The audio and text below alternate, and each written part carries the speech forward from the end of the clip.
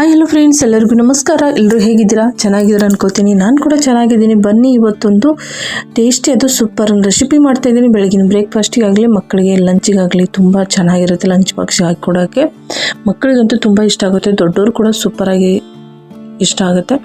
ಇದು ಯಾವ ರೀತಿ ಮಾಡೋದು ಅಂತ ನೋಡೋಣ. ಅದಕ್ಕೆ ಮುಂಚೆ ನನ್ನ ಚಾನಲ್ಗೆ ಯಾರೆಲ್ಲ ಸಬ್ಸ್ಕ್ರೈಬ್ ಆಗಿಲ್ಲ ಪ್ಲೀಸ್ ಸಬ್ಸ್ಕ್ರೈಬ್ ಆಗಿ, ಹಾಗೆ ಬೆಲ್ ಐಕನ್ ಒತ್ತಿ. ನಾವು ಹಾಕೊಳ್ಳೋ ವಿಡಿಯೋದು ನೋಟಿಫಿಕೇಶನ್ ಬರುತ್ತೆ. ನಾನು ತುಂಬ ಈಜಿ ರೆಸಿಪಿಗಳನ್ನ ಅಪ್ಲೋಡ್ ಮಾಡ್ತಾ ಇರ್ತೀನಿ. ಸಬ್ಸ್ಕ್ರೈಬ್ ಮಾಡಿಕೊಂಡು ನೋಡಿ, ಲೈಕ್ ಕೊಡೋದಂತೂ ಮರಿಬೇಡಿ. ಇಲ್ಲಿ ನಾನು ಒಂದು 3 ಸ್ಪೂನಷ್ಟು ಎಣ್ಣೆನ ಹಾಕೋತಾ ಇದ್ದೀನಿ. ನೀವು ರೈಸ್ ಎಷ್ಟು ಮಾಡ್ತೀರೋ ನೋಡಿಕೊಂಡು ಎಣ್ಣೆನ ಹಾಕ್ಕೊಳ್ಳಿ. ಹಾಗೆ ನಾನಿಲ್ಲಿ 4 ಒಣ ಮೆಣಸಿನ್ಕಾಯಿ, 2 ಹಸಿ ಮೆಣಸಿನ್ಕಾಯಿ, ಹಾಗೆ ಇಲ್ಲಿ 2 ಈರುಳ್ಳಿನ ಕಟ್ ಮಾಡಿ ಹಾಕ್ಕೊಂಡಿದ್ದೀನಿ. ಈರುಳ್ಳಿ ಮೆಣಸಿನ್ಕಾಯಿ ಎಲ್ಲ ನೀಟಾಗಿ ಫ್ರೈ ಆಗಬೇಕು. ಒಣ ಮೆಣಸಿನ್ಕಾಯಿ ಇರೋದ್ರಿಂದ ತುಂಬ ಹೊತ್ತು ಎಣ್ಣೆಲಿ ಬಿಟ್ಟರೆ ಕರ್ಗಾಗ್ಬಿಡುತ್ತೆ. ಹಾಗಾಗಿ ಈರುಳ್ಳಿ ಜೊತೆಗೆ ಒಣ ಮೆಣಸಿನ್ಕಾಯಿ ಕೂಡ ಫ್ರೈ ಮಾಡ್ಕೋಬೇಕು. ಈರುಳ್ಳಿ ಎಲ್ಲ ಫ್ರೈ ಆದಮೇಲೆ ಇಲ್ಲಿ ನಾನು ಕ್ಯಾಪ್ಸಿಕಮ್ನ ಹಾಕ್ಕೊಂಡಿದ್ದೀನಿ. ಕ್ಯಾಪ್ಸಿಕಮ್ಮು ಸಣ್ಣಾಗಿ ಕಟ್ ಮಾಡಿ ಹಾಕ್ಕೊಂಡಿದ್ದೀನಿ. ತುಂಬ ಚೆನ್ನಾಗಿರುತ್ತೆ ತಿನ್ನೋಕ್ಕೆ. ಅದು ಸ್ವಲ್ಪ ನೀಟಾಗಿ ಫ್ರೈ ಆಗಬೇಕು ಎಣ್ಣೆಯಲ್ಲಿ, ಯಾಕಂದರೆ ಹಸಿದಾಗಿರೋದ್ರಿಂದ ಅದು ಕ್ಯಾಪ್ಸಿಕಮ್ ಚೆನ್ನಾಗಿ ಫ್ರೈ ಆಗಬೇಕು, ಆವಾಗ ಟೇಸ್ಟ್ ಇರುತ್ತೆ. ಇಲ್ಲಿ ನಾನು ಕಾಲಿಫ್ಲವರನ್ನು ಬಿಸಿನೀರಲ್ಲಿ ಬೇಯಿಸಿ ಇಟ್ಕೊಂಡಿದ್ದೆ. ಸ್ವಲ್ಪ ಉಪ್ಪು ಅರಿಶಿನ ಹಾಕಿ ಬೇಯಿಸಿ ಇಟ್ಕೊಂಡಿದ್ದೆ. ಹಾಗೆ ಹಾಕೋಕ್ಕೆ ಹೋಗ್ಬಿಡಿ. ಚೆನ್ನಾಗಿ ಅದನ್ನು ಬಿಸಿನೀರಲ್ಲಿ ತೊಳೆದು ಉಪ್ಪು ಮತ್ತು ಅರಿಶಿನ ಹಾಕಿ ಬೇಯಿಸ್ಕೊಂಡು ಅದನ್ನೆಲ್ಲ ನೀಟಾಗಿ ತೊಳೆದ್ಬಿಟ್ಟು ಹಾಕಿ, ಸ್ವಲ್ಪ ಹುಳ ಎಲ್ಲ ಇರುತ್ತೆ ನೋಡ್ಕೊಂಡು ಮಾಡ್ಕೊಳ್ಳಿ. ಅದನ್ನು ಕೂಡ ನೀಟಾಗಿ ಎಣ್ಣೆಯಲ್ಲಿ ಫ್ರೈ ಮಾಡ್ಕೋಬೇಕು. ಫಸ್ಟೇ ನೀರೆಲ್ಲ ಜಾನ್ಸಿ ಇಟ್ಕೋಬೇಕು, ನೀರೆಲ್ಲ ತೆಗೆದುಬಿಡ್ಬೇಕು ಅದರ ಒಳಗಡೆಯಿಂದ.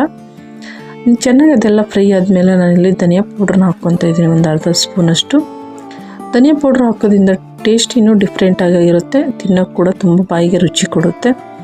ಹಾಗಾಗಿ ತುಂಬ ಸಿಂಪಲ್ಲಾಗಿ ಮಾಡ್ತಾಯಿದ್ದೀನಿ. ನೋಡ್ತಾ ಇದ್ದೀರಲ್ವ ನೀವು. ಈರುಳ್ಳಿ ಮೆಣಸಿನ್ಕಾಯಿ ಕ್ಯಾಪ್ಸಿಕಮ್ ಅಷ್ಟೇ ನಾನು ಹಾಕೊಂಡಿರೋದು.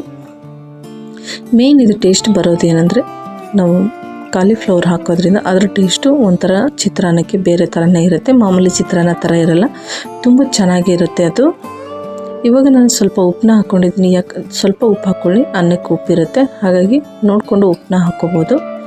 ಇವಾಗ ನಾನು ನೈಟ್ ಉಳಿದಿರೋ ಅನ್ನದಿಂದ ನಿಮಗೆ ಮಾಡಿ ನಾನು ಇಲ್ಲಿ ತೋರಿಸ್ತಾ ಇದ್ದೀನಿ. ನೀವು ಕೂಡ ಅಷ್ಟೇ, ನೈಟ್ ಏನಾದರೂ ರೈಸ್ ಉಳಿದ್ರೆ ವೇಸ್ಟ್ ಮಾಡೋದು ಬೇಡ. ಈ ರೀತಿ ನೀವು ಮಾಡಿಕೊಟ್ರೆ ಎಲ್ಲರಿಗೂ ಇಷ್ಟ ಆಗುತ್ತೆ. ರೈಸ್ ಕೂಡ ವೇಸ್ಟ್ ಆಗಲ್ಲ.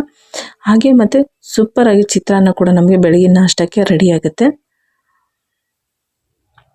ಈ ರೀತಿ ಚೆನ್ನಾಗಿ ಅದನ್ನು ಮಿಕ್ಸ್ ಮಾಡ್ಕೋಬೇಕು. ಸ್ವಲ್ಪ ಸಣ್ಣ ಉರಿಯಲ್ಲಿ ಚೆನ್ನಾಗಿ ಮಿಕ್ಸ್ ಮಾಡ್ಕೊಂಡು ಬರಬೇಕು. ಯಾಕಂದರೆ ಅನ್ನ ನೈಟ್ದಿರೋದ್ರಿಂದ ಚೆನ್ನಾಗಿ ಅನ್ನ ಬಿಸಿ ಆದ್ರೇ ಅದೊಂದು ಟೇಸ್ಟ್ ಬರುತ್ತೆ. ಮತ್ತು ನಾವು ಹಾಕಿರೋದು ಒಗ್ಗರಣೆಯನ್ನು ಘಮ ಕೂಡ ಅದಕ್ಕೆ ಚೆನ್ನಾಗಿ ಹಿಡ್ಕೊಳ್ಳುತ್ತೆ. ಹಾಗಾಗಿ ಅದನ್ನು ಸಣ್ಣ ಉರಿ ಇಟ್ಕೊಂಡು ನೀಟಾಗಿ ಅದನ್ನು ಮಿಕ್ಸ್ ಮಾಡ್ಕೋಬೇಕು. ಇಲ್ಲ ಅಂದರೆ ನೀವು ಬಿಸಿ ಅನ್ನ ಕೂಡ ಮಾಡಿ ಇಟ್ಕೊಂಡು ಸ್ವಲ್ಪ ಆರಿಸ್ಕೊಂಡು ಈ ರೀತಿ ಕೂಡ ಮಾಡ್ಕೋಬೋದು. ತುಂಬ ಚೆನ್ನಾಗಿರುತ್ತೆ. ನೀವು ಫಂಕ್ಷನ್ಗಳಲ್ಲಿ ಕೂಡ ಈ ರೀತಿ ಮಾಡಿ ಕೊಡ್ಬೋದು. ಬಿಸಿ ಅನ್ನ ಮಾಡಿಕೊಂಡು ಈ ರೀತಿ ಒಗ್ಗರಣೆ ಮಾಡ್ಬೋದು. ಇಲ್ಲಾಂದರೆ ಡೈರೆಕ್ಟಾಗಿ ಕೂಡ ಮಾಡ್ಬೋದು, ಪಲಾವ್ ಥರ. ತುಂಬ ಚೆನ್ನಾಗಿರುತ್ತೆ. ಆ ರೆಸಿಪಿ ಬೇಕು ಅಂದರೆ ಕಮೆಂಟ್ ಮಾಡಿ ತಿಳಿಸಿ, ನಾನು ಅದು ಕೂಡ ಮಾಡಿ ಅಪ್ಲೋಡ್ ಮಾಡ್ತೀನಿ ವಿಡಿಯೋನ. ಬೆಳಗಿನ ನಾಷ್ಟಕ್ಕೆ ಏನು ಮಾಡಬೇಕಂತ ತುಂಬ ಟೆನ್ಷನ್ ಆಗಿರುತ್ತಲ್ವ. ಆ ಟೈಮಲ್ಲಿ ನೀವು ಈ ಥರ ಎಲ್ಲ ರೆಸಿಪಿಗಳನ್ನ ಮಾಡ್ಕೊಂಡು ತಿಂದರೆ ತುಂಬ ಚೆನ್ನಾಗಿರುತ್ತೆ. ಒಂದೇ ಥರ ಚಿತ್ರಾನ್ನ ಆಗಲಿ, ಒಂದೇ ಥರ ಅಡುಗೆ ಆಗಲಿ ತಿನ್ನೋಕ್ಕೆ ಯಾರೂ ಇಷ್ಟ ಆಗಲ್ಲ. ಹಾಗಾಗಿ ಈ ಥರ ವೆರೈಟಿ ರೆಸಿಪಿಗಳನ್ನ ತಿಂತಾಯಿದ್ರೆ ಎಲ್ಲರಿಗೂ ಕೂಡ ಇಷ್ಟ ಆಗುತ್ತಲ್ವ. ಇದೇ ಥರ ನಾನು ಈಜಿ ಇರೋ ರೆಸಿಪಿಗಳನ್ನ, ತುಂಬ ಚಿತ್ರಾನ್ನಗಳನ್ನ ಅಪ್ಲೋಡ್ ಮಾಡಿದ್ದೀನಿ. ಯಾರಾದರೂ ನೋಡಿಲ್ಲ ಅಂದರೆ ದಯವಿಟ್ಟು ಹೋಗಿ ನೋಡಿ, ಮಾಡ್ಕೊಂಡು ತಿಂದುಬಿಟ್ಟು ಯಾವ ಥರ ಇದೆ ಅಂತ ನಮಗೆ ಕಮೆಂಟ್ ಮಾಡಿ ತಿಳಿಸಿ. ಮತ್ತು ನಾನು ಅಪ್ಲೋಡ್ ಮಾಡ್ತಾಯಿರೋ ವಿಡಿಯೋಗಳೆಲ್ಲ ತುಂಬ ಈಸಿ ರೆಸಿಪಿಗಳನ್ನ ನಾನು ಅಪ್ಲೋಡ್ ಮಾಡೋದು. ಮನೇಲಿ ಏನಿರುತ್ತೋ ಅದೇ ಪದಾರ್ಥಗಳೆಲ್ಲ ನಾನು ಮಾಡಿ ನಿಮಗೆ ರೆಸಿಪಿಗಳನ್ನ ತೋರಿಸ್ತಾ ಇರ್ತೀನಿ. ನೋಡಿ ಎಲ್ಲರೂ ಸಪೋರ್ಟ್ ಮಾಡಿ, ಸಹಕರಿಸಿ. ನೋಡಿದ್ರಲ್ಲ, ಈ ರೆಸಿಪಿ ನಿಮಗೂ ಕೂಡ ಇಷ್ಟ ಆಗಿದೆ ಅನ್ಕೋತೀನಿ.